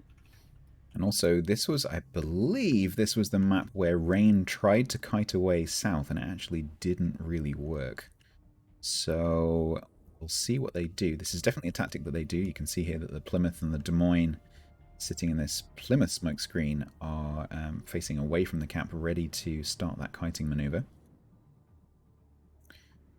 Grozhevoy actually did go all the way over to the 10 line, but then found Lulu. It looks like at some point Lulu has maybe taken a Grozhevoy torpedo, or perhaps a Conqueror volley. Sitting there on just under 30k. Gang Barang's actually going to get the B cap here, even though Shikishima has shot him. Shikishima Dispersion, of course, said no, so Gang Barang does take the cap. So that means Rain's points are ticking quite quickly now with those 2 caps. Yep, 7 minutes in the game. So OHBOY have basically 7 minutes to start doing things. Well, way less than 7 minutes, because you can't leave it for the last 2 minutes.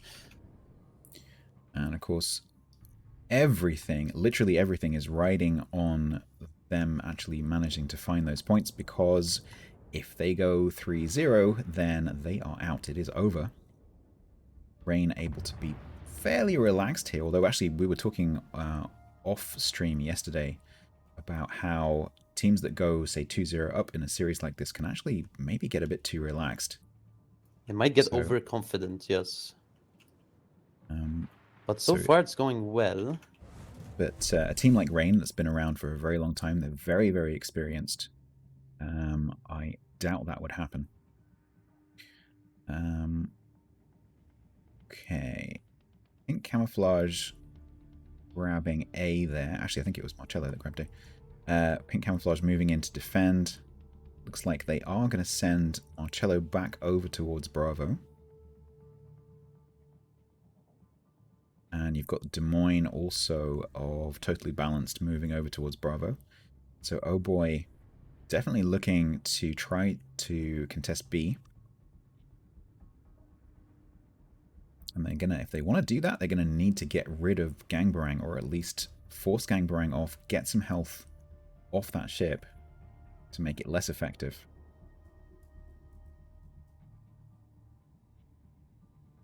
They also, as you said earlier, they have actually left some ships over on the seaside, so they could actually do something. Lulu was briefly down to half health and is has run a heal and is already back down to 31. So Sniper in the Conqueror here may be able, if Lulu gets spotted, to be able to chip Lulu down even further. I think as long as Lulu hides and they Yeah. force Oh Boy to push, this Kleber can kind of YOLO something if it pushes into the cap, right? So for now, I think Rain are okay. Like if the Stalingrad pushes into the cap, the Kleber is just gonna YOLO him or something, or the Conqueror, you know. Plus, there's Okay. Malimu in his Kremlin to help as well. So we're starting to see Oh Boy massing around Bravo. You've got the Shikishima just pushing forward just a little bit there, Totally Balanced coming above the cap. Marcelo in the Marcello. gearing. Yep, coming around the corner. Young in the Stalingrad starting to take a bit of focus fire from underneath A, running what looks like 2 fires. The Plymouth actually has come like split from the A group. He's come back to B, which is quite interesting, honestly. I think he's gonna set up on this island here, and I think he has full radar coverage of the cap with the Plymouth. So even if it's 9 kilometers. Yeah, definitely. This island is very close. Like if I put my camera just above where he's going to be sitting, yeah, it's like 8.5 to Marcelo's current position, which means the cap is easily within radar range. So that's kind of the goal. So Rain is trying to fortify this B cap here. Honestly, and I think they can do it. The problem is, though, that even if Oh Boy get to B and they can either block it or cap it, Rain is going to have that massive points advantage, and it gets to a point, like we were saying yesterday, it gets to a point where the team can win even if they only have 1 cap. Definitely. Also, look how quickly Young is getting farmed, by the way. He's down to 6k. He was at like Oh, wow, yeah. 30k a few seconds ago. Dastard and Willis have chunked him down really hard. He's down to 3k burning. Can Azur So- arc these shots? That is going to remove one of the radars from above the cap if they manage to take Young down, but of course they've now moved Totally Balanced over for an extra radar. And a 100-point difference for sure. Yep. Dastard is potentially going to take a torpedo here. Dastard just does kill the Stalingrad there. Good shot. So they're at 8:16. There's 2 minutes left. Grozovoy is going to try make a play for C. Gearing's going to try touch B. But if you're going to try touch B, there's 2 radars here. Plymouth and Des Moines and the Kleber. So basically, oh, wait. Did they radar at the same time? Oh, they did? Yeah, they did. Lazur and Artorius. Oh, no. Yeah, that was definitely... Sometimes the caller says, radar B, and, you know, both ships just scramble to hit the button. Each of them wanted to be the one who gets to radar the B cap. Unless, does Lazur catch the one in C? No, he Yeah, he doesn't. Sometimes that can work out in your favor, but usually that's just a straightforward misplay. Totally Balanced will be visible here, I think, just about... Actually, maybe not. I think Totally Balanced is just skirting Azur's radar range, pushing down this channel here. Let's try the 2-view. Yeah, so Balanced is now spotted. So Gangbarang will know that Totally Balanced is just there. Rain do win on 1 cap right now, so Oh Boy does still need a few kills, honestly, probably 1. Maybe 2. We've got Eagle in the Kleber from Rain pushing over towards the island in Charlie. Endon is still in the cap. There are torpedoes. I don't think he's in danger. That'll be fine. He's going to make the crossing. The issue is the Stalingrad shot, but I think it's only one shot. He'll tank it. And the Conqueror from behind him, Pepega Sniper, is going to have good angles on him, definitely. So he needs to be careful for that one. Yep. He's took a lot of damage there. And does he leak and show himself to the Grozavoy? Maybe. But the thing is, Pepega Sniper is going to get farmed by Lulu here. We've seen this Des Moines farming enemy battleships pretty effectively, honestly. Lulu and La Azur, so... we'll see. The Conqueror's actually healing here. So we've gone over 900 points now for Rain. 2 minutes 24 with that single B cap ticking. Eagle is in danger here, though, of dying. Lulu is making good work on Pepega Sniper. Ooh, yeah. If Eagle goes down, that will leave Charlie in OHBOY's hands. It will, but Malamu's actually going to step inside it here really quick. The issue is Malamu's going to be alone now. If Malamu has a shot on the broadside Conqueror, he should probably take it, honestly. I mean, it's broadside, right? 15? Yep, turrets are coming around. Kremlin obviously is a battleship, but... oh, no. Oh, Max goes down. Sheep. Yep, Tai Sheep killed the Des Moines on the other side of the map, which makes even worse. But the Gearing's actually contesting B. Yep. Rain's Gearing's actually contesting A, so it doesn't really matter. They can give B away for free, and the C cap will be Rain's too.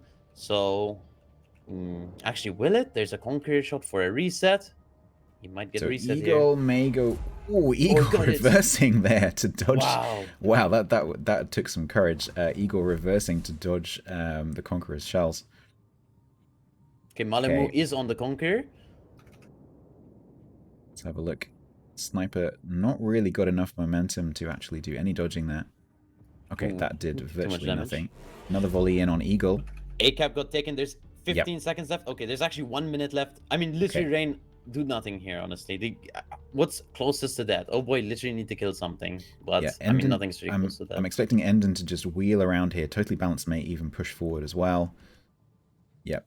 Totally Balanced is going to push forward around behind Malamu.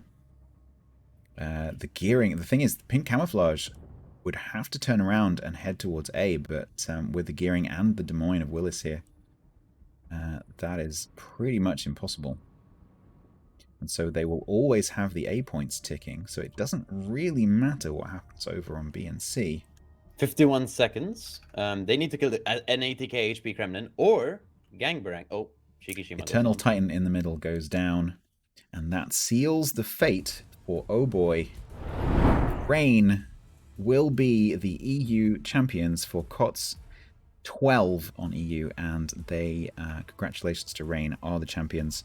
They take first place, OHBOY takes second place, and both of these teams will be going through to the international finals, which we will see next weekend. Amazing match today. Rain totally consistent. And I think we're going to pass back now to Prague for a final analysis.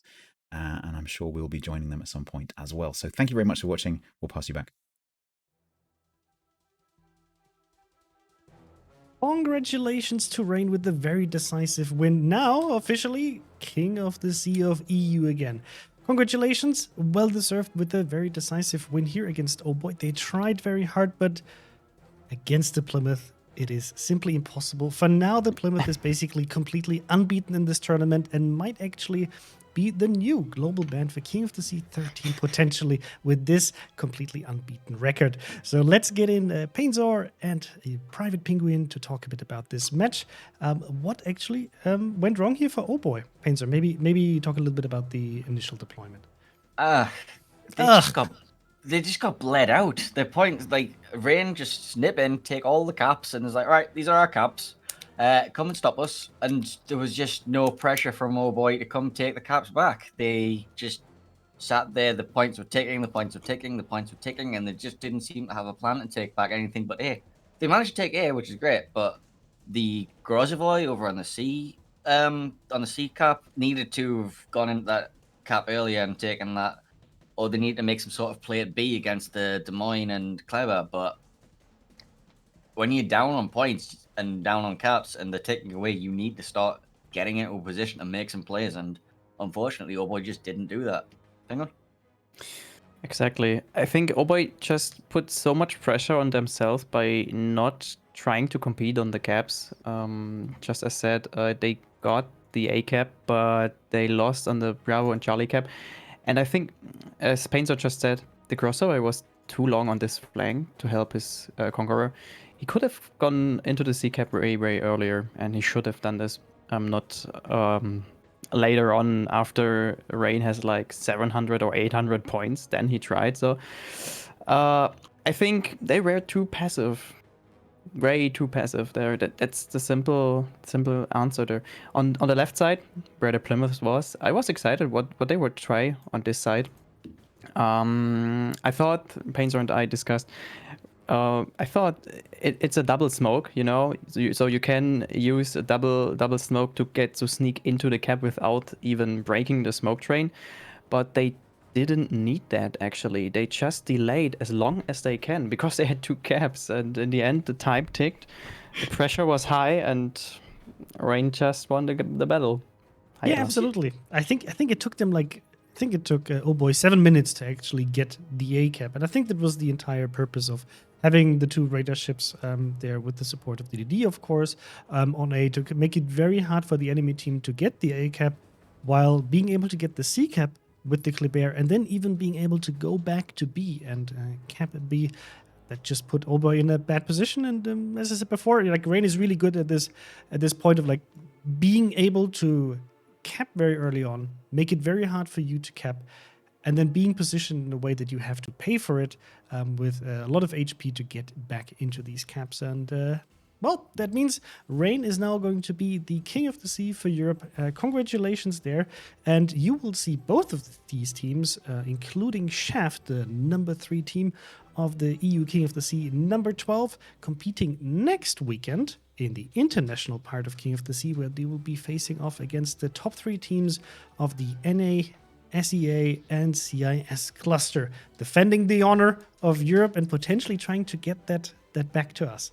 Let's see whether they're going to be able to do this. We see here the replay. Big shout out to the guy who actually made this. He's not your father. No.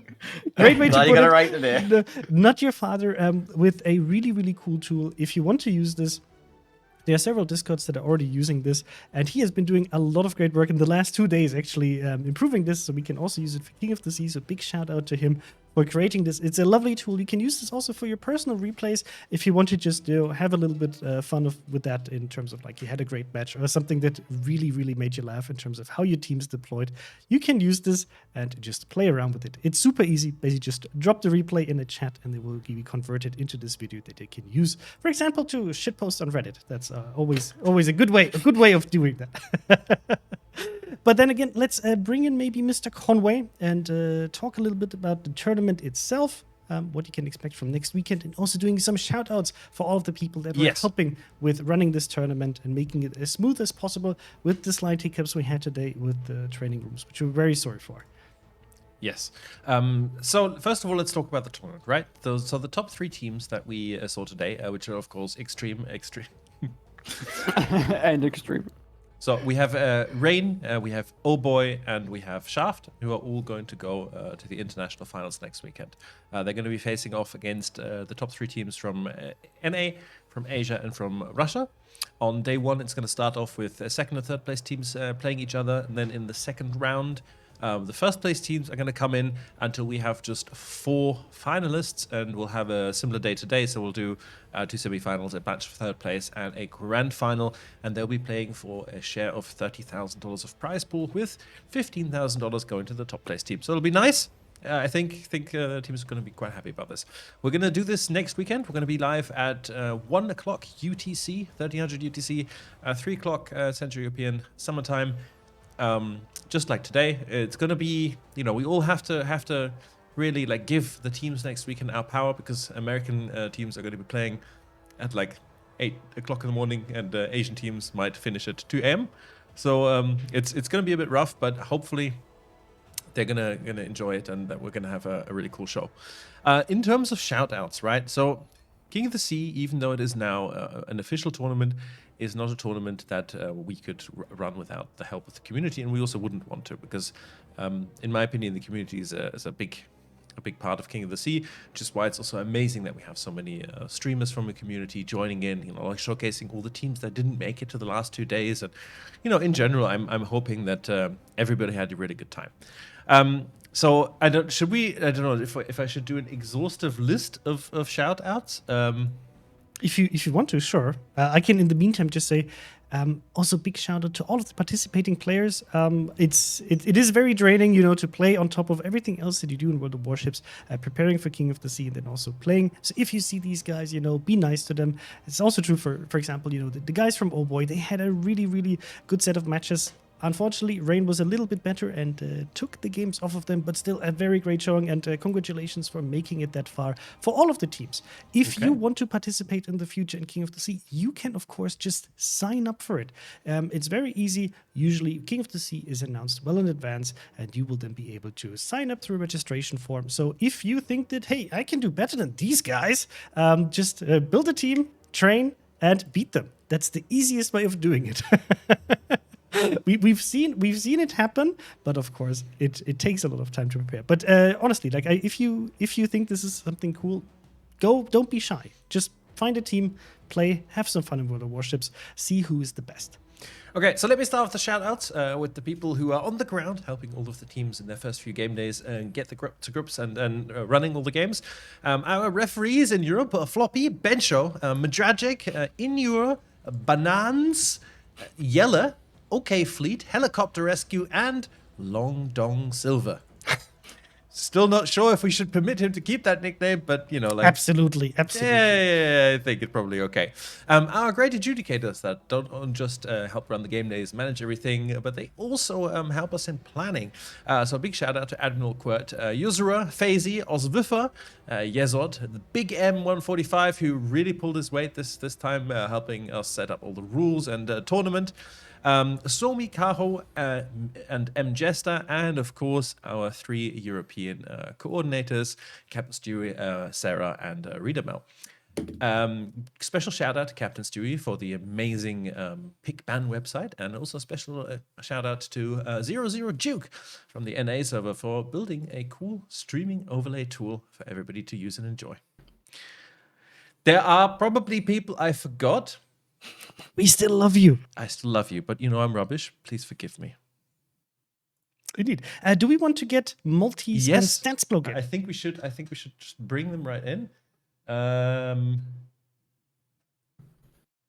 There we go. Welcome, gentlemen. Hello. Phew, a long day, but a lot of good games. Any special highlights you want to highlight from your side? Maltese, do you want to go first? The Plymouth. The Plymouth pick. My favorite pick of the day, for sure. It has to be. It's really funny because that was the restart game, right? So we saw the lineups, and we're like, ooh, and then there was a restart, and so we're like, oh my god, why are they bringing a Plymouth? And there's a few theories. I personally, I think maybe it was a little bit of flexing from Rain there, just like, yeah, we can even win if we bring a Plymouth. But super interesting pick there, and didn't actually end up being that effective in the match, but the rest of the team super consistent, managed to take it anyway. And it was great seeing Rain being really, really strong today. And it's great when the matches go, like 1-1 and it's super, super close, but it's also really nice to see teams who could just play really consistently all day and win just like Rain have done today. And I just like to mirror the comments about the help, fantastic adjudication and organization today, and the audience. Thank you for watching. We hope we've made it interesting for you and accessible for you if maybe you're a bit newer to the game.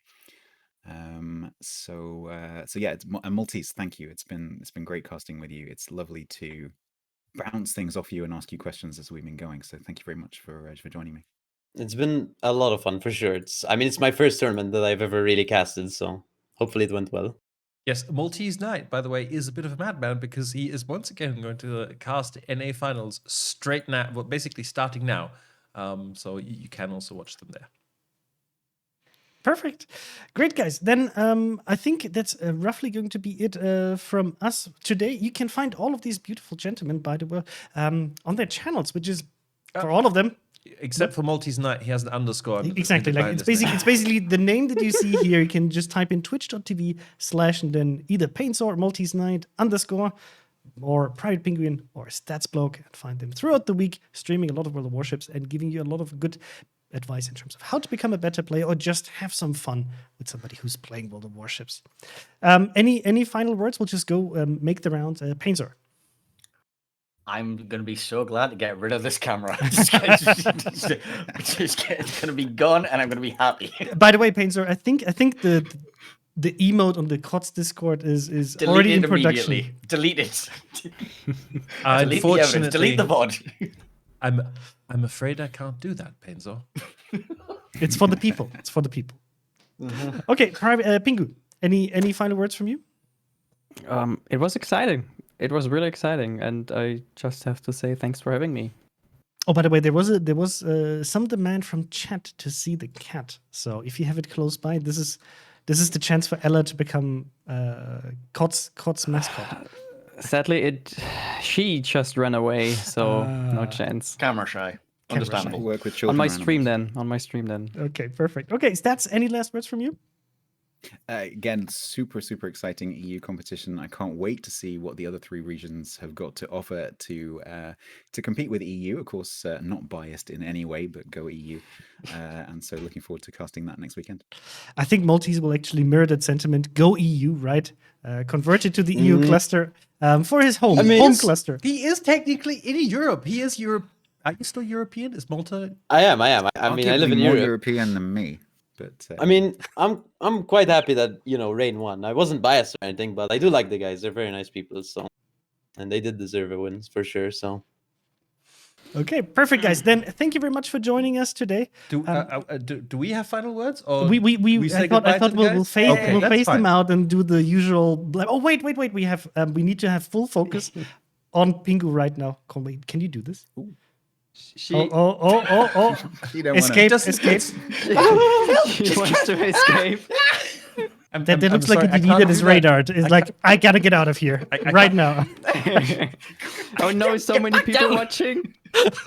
It's amazing, but I can't do that ad hoc. It needs preparation to have sorry. No, don't worry. So, you even got the cat on stream. I think this is the perfect way of saying goodbye to our co-casters. Thank you very much for doing such a great job and being with us for the entire weekend and having some fun with King of the Sea. You will be able to see them next week. So, just make sure to tune in next week and we will have some fun together again. So, thanks, guys, and have a great Sunday evening. Bye, guys. Bye bye. Bye-bye.